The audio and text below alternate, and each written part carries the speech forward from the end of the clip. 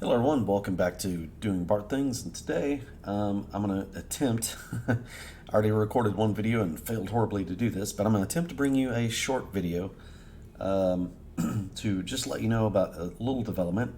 So the RTX 4070 released yesterday, excuse me, and in response to that, the price of the RX 6950 XT from AMD dropped substantially enough that I thought I would make a quick video when I saw this. Basically, you can get your hands on a 6950 XT. This is the Asrock's Phantom Gaming for 629 bucks, and then a $20 discount code, which puts you at 610 bucks basically. Um, I would take this card over every single 4070. I would probably I would probably take this card over a 4070 Ti. Um, yeah, I would take this card, I think, under for that price over anything under right at about 800 bucks. I would probably take a 7900 XT over it, but I wouldn't if I needed the money, if that makes sense. If I was building something new and this fit my budget, um, like I would probably go 7900 XT. I wouldn't go 4070 Ti because the XT I think beats um, or I'm sorry, the 7900 XT I think is a little bit better card than the 4070 Ti. Um, just performance wise, I think you could make an argument for 4080 versus 700 XTX if it wasn't for the fact that the 4080 is so expensive for the add-in board partner cards. It's literally a 4080 is double the cost of this. Um, so the 4070, just for reference, so this is 610 bucks. The other 6950 XTs, like this one, can be had for, what would this be, 3640. This one would be, yeah, 660. Okay, so it's kind of, the deal is sort of like in these three cards, kind of right here, these four cards, maybe that's 680, starting to kind of get up there. But this is a great deal. And I'm thinking with this card going to this price, these other ones will start to drift down a little bit. So if you're not sold on this specific model, I would just keep an eye out. If I'll put to you like this: if the 30 bucks to step up to say this one, means something to you, then keep your eyes out. Like I suspect all these will start to kind of drop a bit more towards that direction. Now, to compare, here's the list of the RTX 4070s, and they all start at 600 bucks.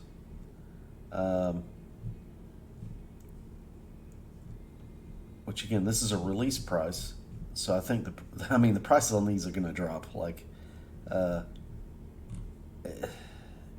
it's what I think is this should have been the price of the 4070 Ti, not the 4070.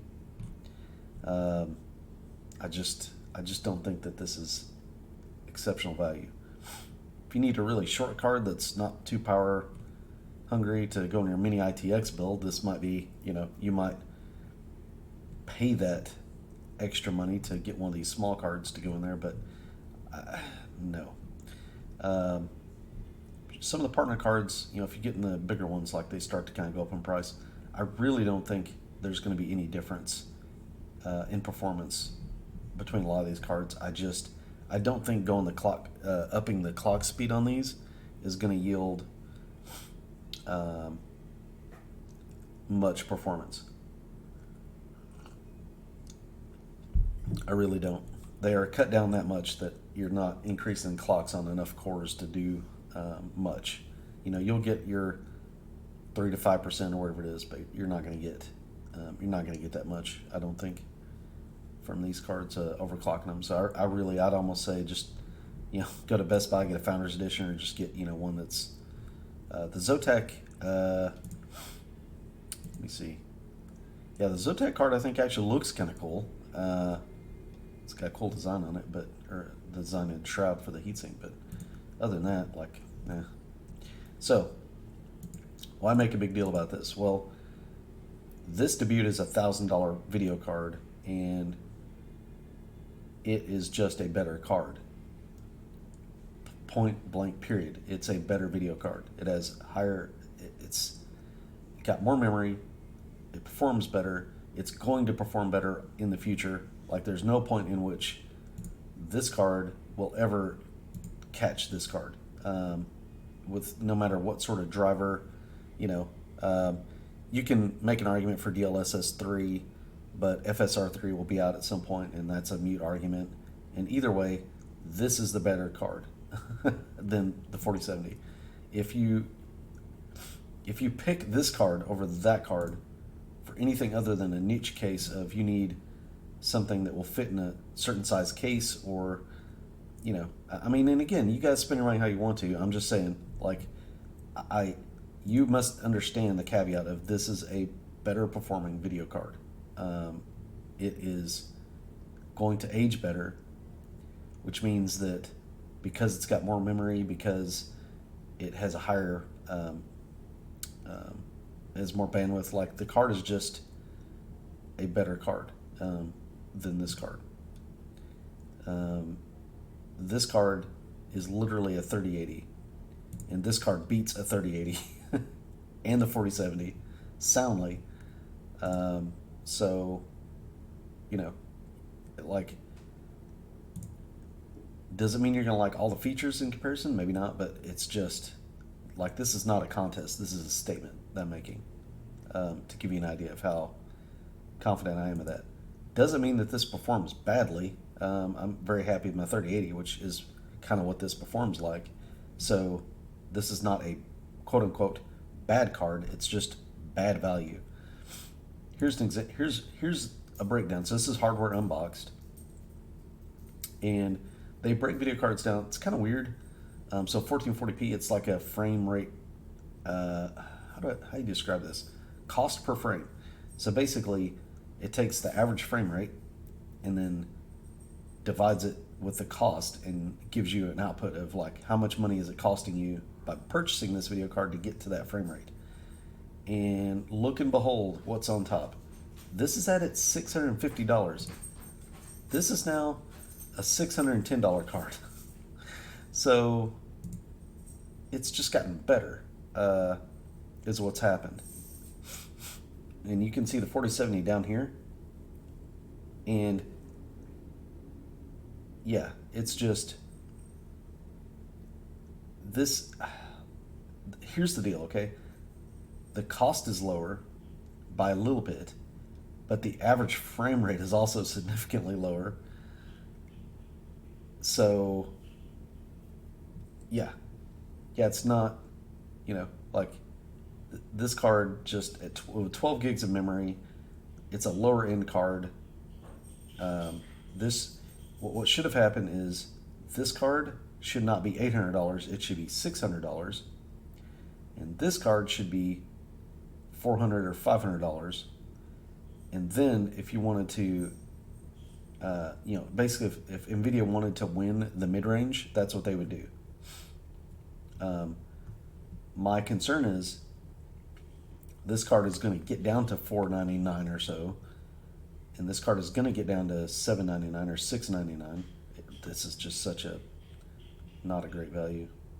But speaking of not a great values, look at the 4080. Jesus, like, I mean, ugh. So, but the price of these things is just way out of line. You can see the 7900 XT is a good buy. Sort of at $800. That was not what we were saying at $900 for sure. Like, not good. And And I have to even watch myself because I'm sitting here looking at this chart and I'm starting to make cases for cards that like, no, I shouldn't do that. It's a decent buy in comparison to what's out there today. And that's not good because everything is overpriced. So anyway, bottom line, 6950 XT has dropped in price. It was the better buy to begin with. Now it is just undisputed. If someone came to me and said, I need a relatively high-end gaming rig, I want to do 1440p or 4K and something that'll last a bit, like I would direct them to this and say, all right, we need to get you one of these. Maybe even at a little bit higher price. But I think if we watch this, and if anybody's looking to buy like just a different model than this one, either suck it up and pick up this model, or give it a few days and see if these other cards kind of drift down in price towards that. This Sapphire Nitro Plus is probably a good mid-ground. Sapphire makes pretty good cards in my experience. So I've had a couple, and their build quality seems to be pretty good. So I wouldn't have a problem with picking up one of these either. And the only real thing that should stop you is if the dimensions of the card itself are just too big. Where's the, hold on, specs? There we go. So if you have a case, for example, and you just can't fit a, how big is this thing? 320 millimeters. It's not horrible, but if that's a problem, then just be aware of that. It is a 2.7. It's 3 slot card. They're measuring by slots now, which I find kind of funny. But if the physical dimensions of the card are a problem, then that may be something to take into consideration. But overall, this just wins. These are not winning for the money. And here's kind of some metric to back that up with. But yeah, so I think the 6950 XT is a great buy. I think that it's the mid-range for AMD until they release their mid-range 7800 series cards, which I think will probably be a little bit. I still think we're a couple months out from those. But I'll be honest, where it fits in the stack, it's not going to be any better than this. So there's no reason not to go out and buy you a 6950 XT if you're building a system or need it. So that's it, guys. Y'all have a great day. Happy Friday, and take care. If you'd like to leave a like and subscribe for positive vibes, but extremely low rent content, I appreciate it. Other than that, take care.